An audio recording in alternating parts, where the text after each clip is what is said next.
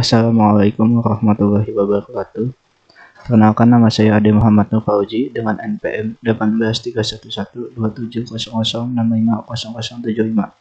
Kali ini saya akan menjawab soal-soal dari ujian tengah semester mata kuliah Teknik Riset Operasional.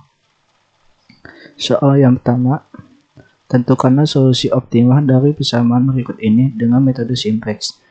Dengan maksimumkan Z sama dengan 200x1 plus 190x2 dengan kendala atau batasan 2x1 plus 2x2 lebih kecil dari 160, yang B, x1 ditambah 2x2 lebih kecil dari 120, yang C, 4x1 plus 2x2 lebih kecil dari 280. Langkah yang pertama yang harus kita lakukan yaitu melakukan identifikasi masalah dengan menyederhanakan kasus di atas atau kasus yang tadi dengan bentuk model tabulasi seperti ini. Jadi tadi yang A kita masukkan dengan x1 x2 dengan NK-nya juga, NK-nya itu nilai kanan yang paling kanan tadi, dan juga nilai di sini adalah tujuan ya. Langkah yang kedua yaitu kita akan merubahkan model tabulasi yang tadi menjadi model matematis dan juga merubah persamaan fungsi tujuan dan persamaan atau pertidaksamaan fungsi tujuan ke dalam persamaan simplex seperti ini. Jadi kita ubah yang tadi sebelah kanan Z-nya taruh di sebelah kiri, dan juga yang tadi yang lebih kecil jadiin sama dengan. Lalu langkah keempat yaitu memindahkan semua nilai koefisien dalam persamaan simplex ke dalam tabel simplex. Kita masukkan lagi ke dalam tabel. Nah seperti ini. Yang tadi nilai yang tadi tuh ini yang ini kita masukkan ke dalam tabel simplex seperti ini. Tinggal masukin aja. Langkah yang 5, menentukan kolom kunci kolom. Nah, cari nih kolom kuncinya mana. Ini x1 merupakan kolom kunci karena nilai negatifnya paling besar. Ini 190 sama 200, masih gedean 200 ya untuk nilai negatif. Menentukan baris kunci. Nah tadi kan kolom, sekarang barisnya. Baris kunci bisa didapat dari nilai kanan yang kanan tadi dikurang atau dibagi dengan angka kolom kunci yang tadi sudah ditentukan yaitu x1. Kita hitung nih satu-satu. Dari Z, x3, x4 dan juga x5 didapat x5 dengan 280 dibagi 4 sama dengan 70 karena dia yang paling kecil kolom kuncinya atau baris kuncinya. Langkah yang ketujuh, menentukan angka kunci sudah tadi. Langkah ke-8, melakukan pengecekan apakah sudah tidak ada lagi angka negatif di baris tujuan pada tabel simplex tersebut. Nah, kita lihat nih tadi, karena tadi masih ada negatifnya, maka kita harus ubah nilai negatif yang tadi yang ada di kolom tujuan, kita ubah supaya nggak ada negatifnya. Dengan cara kita harus membagi semua nilai yang ada pada baris kunci yang lama dengan angka kuncinya. Nah, seperti ini.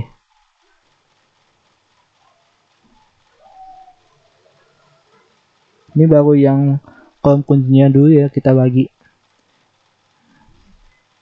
0 kita dapat dari nilai sebelumnya, kita bagi dengan kolom kuncinya. Lalu kita mengisi nilai-nilainya tadi. Untuk baris tujuan kita ubah untuk x3 dan juga x4. Tadi kan baru x5 nya kita ubah, sekarang yang lainnya kita ubah. Nah dengan demikian tabel kedua simplexnya adalah seperti ini. Ini sudah kita ubah semua dan kita lihat apakah dari fungsi z-nya ini atau fungsi tujuan ini masih ada minusnya atau tidak, dan ternyata sudah ada tidak minusnya ya. Kalau yang lain kalau ada minusnya itu tidak apa-apa, asalkan jangan di fungsi z-nya. Kalau fungsi z-nya ada minus berarti kita merugi. Nah, kesimpulannya, karena dalam tabel simplex 2 sudah tidak ada lagi nilai negatif pada baris tujuannya, maka dapat dikatakan bahwa masalah linear programming ini telah optimal. Nah, kita lihat soal kedua. Sebuah pabrik komputer membuat produk Android dan chat untuk dipasarkan dengan harga masing-masing $200 dan juga $190. Masing-masing produk harus melewati 3 tahapan pembuatan. Yang pertama, pemrograman, kedua, sistem, dan ketiga, tes implementasi. Android membutuhkan 2 jam pada programan, 1 jam pada sistem, dan 4 jam pada testing. Sedangkan chat membutuhkan 2 jam pemrograman, 2 jam sistem, dan juga 2 jam testing. Masing-masing bagian dibatasi jam kerjanya. Pemrograman hanya 160 jam saja, sistem 120 jam saja, dan testing atau tes implementasi yaitu 280 jam. Dengan metode grafik, tadi kan metode simplex, sekarang kita ganti ke metode grafik, tentukan solusi optimalnya. Seperti biasa, kita ubah ke dalam mode tabulasi dulu untuk menyederhanakannya. Sebenarnya ini sama ya, sama yang tadi, cuman ini pakai soal cerita, kalau tadi kan enggak. Nah, sama kan? Tadi sini X1, X2, ABC, tadi di sini Z. Nah, yang kedua jadi mode matematis kayak tadi. Nah, maksimalkan Z-nya dengan batasan seperti ini. Sama kan kayak tadi. Yang ketiga ya gambarkan grafiknya. Seperti ini. Kita lihat grafik batasan yang pertama yaitu 2x1 plus 2x2 sama 160. Kita hitung supaya kita dapat x1 sama x2-nya kayak gimana. Kita hapus dulu nih x1-nya. Set counter berapkan x2. Jadi 2x2 sama dengan 160. X2 sama dengan 160 dibagi 2. Sebenarnya 80 dong. Nah, cara hitung x1-nya juga sama. Berarti x2-nya dihapus dulu. Nah, maka hasilnya x1 sama dengan 80, x2 sama dengan 80. Kita bikin grafiknya. Dan juga yang batasan kedua juga sama caranya. Dan juga yang batasan ketiga juga caranya sama. Harus kita mencari x1 dan x2-nya dulu. Nah, setelah itu kita gabungkan grafik tiga-tiganya menjadi sebuah satu kesatuan seperti ini. Yang di sininya nih yang akan kita cari nih. Di dalam sini. Kita harus nanti akan mencari nilai A segini, B-nya juga, C-nya juga, dan D-nya juga untuk menghitung nilai optimalnya. Nah, langkah keempat, yaitu kita akan mencari suatu titik yang merupakan X1 dan X2 di daerah visible. Daerah visible itu yang tadi di sini diarsip ya, arsir. Tuh. Yang dapat memaksimalkan keuntungan atau nilai fungsi Z. Pada titik 0,0, nah di sini ya, 0,0, di sini A 0,70, B-nya X1 70, X2-nya belum dikasih tahu, belum diketahui, C-nya X2-nya 760, X1 yang diketahui, D-nya 0,60. Ingat ya. Nah, di sini sama tuh. Pada titik 0,0 kita hitung. Kita tinggal masukin aja dengan fungsi Z-nya. Tadi kan fungsi Z-nya 200, X1 plus 190 sama X2. Tinggal masukin nih X1, X2-nya 00. Hasilnya juga 0. Kalau pada titik A segimana? Hasilnya 1400. Pada titik B, nah, di sini kan belum diketahui nih. Baru X1-nya 70, X2-nya belum dikasih tahu atau belum diketahui. Maka kita harus mencari X2-nya dulu. Bagaimana cara mencari X2-nya? Kita harus lihat perpotongan antara fungsi tadi, yaitu antara batasan 3 dan 1. Maka untuk mencari X2 dapat dimasukkan ke fungsi batasan 1. Karena kan tadi kan 3 duluan, habis itu 1. Jadi kita harus cari di batasan 1. Tinggal kita hitung di batasan 1. Nah, masukin fungsinya. Kita masukkan X1-nya di sini untuk mencari X2-nya. Setelah X2-nya dapat, kita tinggal menghitung nilai Z-nya seperti yang tadi. 3 dimasukkan dan hasilnya 15.900. Pada titik C juga sama tadi. Kita harus mencari X1-nya terlebih dahulu. Tadi kan ada potongan 2 dan 1, maka kita masukin ke 1-nya juga. Ini enggak semestinya 1 ya, kali aja nanti batasan potongan 2 sama 3 atau 2 sama 4 dan lain-lain. Nah, kita masukin fungsi 1-nya. Lalu setelah dapat X1-nya kita masukkan ke nilai Z. Pada titik D sudah ada, yaitu 0 sama 60. Tinggal kita masukin saja. Oh iya, sebelumnya kita lihat dulu. Mana yang paling besar? Untuk memaksimalkan keuntungannya, yang paling besar pada titik B, yaitu sebesar 15.900. Kesimpulan ya, dari kelima titik yang tadi, maka yang paling besar itu 15.900. Oleh karena itu, pabrik komputer tersebut akan mendapatkan keuntungan maksimal sebesar 15.900 dolar bila dia mampu memproduksi 70 Android dan juga 10 chip. Itulah keuntungan optimalnya dari contoh kasus tadi. Lalu soal yang ketiga, dari soal kasus 2 yang tadi, Android dan chat, tentukanlah persamaan dualnya dan juga tentukan analisis sensitifnya dari hasil simplex nomor 2 dan jelaskan. Berarti tadi hasil simplex berarti menggunakan metode simplex juga ya. Untuk menghitung nilai persamaan dualnya, kita harus membuat tabel penyederhanaannya terlebih dahulu. Seperti tadi, sama ya. Setelah itu kita ubah.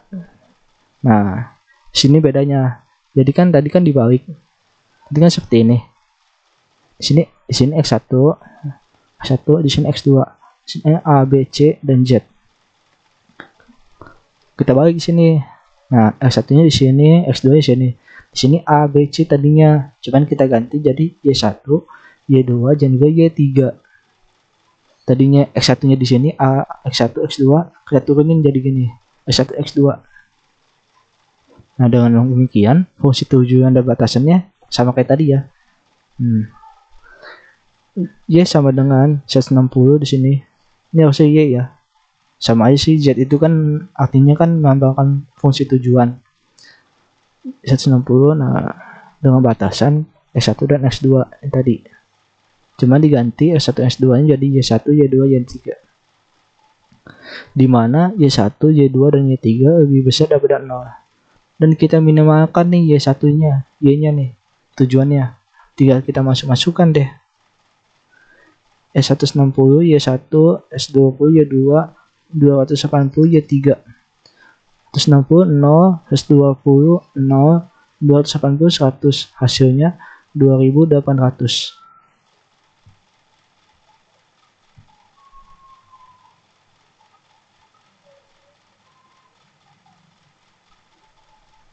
Analisis sensitifnya. Nah, kita harus mengambil nilai optimal dari metode simplexnya. Ini sama yang sebelumnya ya. Dari tabel di atas, maka kita ambil nilai-nilai dari S3, S4, S5-nya. Nah, nih, yang ini ya. Nah, kita lihat sebenarnya ini adalah sebuah matriks. Dari matriks ini akan kita hitung dan kita cari nilainya. Bagaimana menghitungnya? Kita harus melakukan pengujian. Pertama, menentukan koefisien-koefisien pada tujuan. Mengkalikan nilai koefisien tersebut dengan matriks 3x3. Nah, jadi kita hitung dari 0, 200, 190. Tadi kan nih koefisien dari fungsi tujuannya ya. Kita hitung dengan matriks yang tadi kita tentukan. 0 kali 0, 200 kali ini kali ini. Nah, hasilnya min 190, 295,95. Pengujian kedua hampir sama kayak tadi, cuman bedanya di sininya ya, di koefisiennya. Dia mengambil dari batasan 90, 120, 80 dengan hasil 120, 260,140.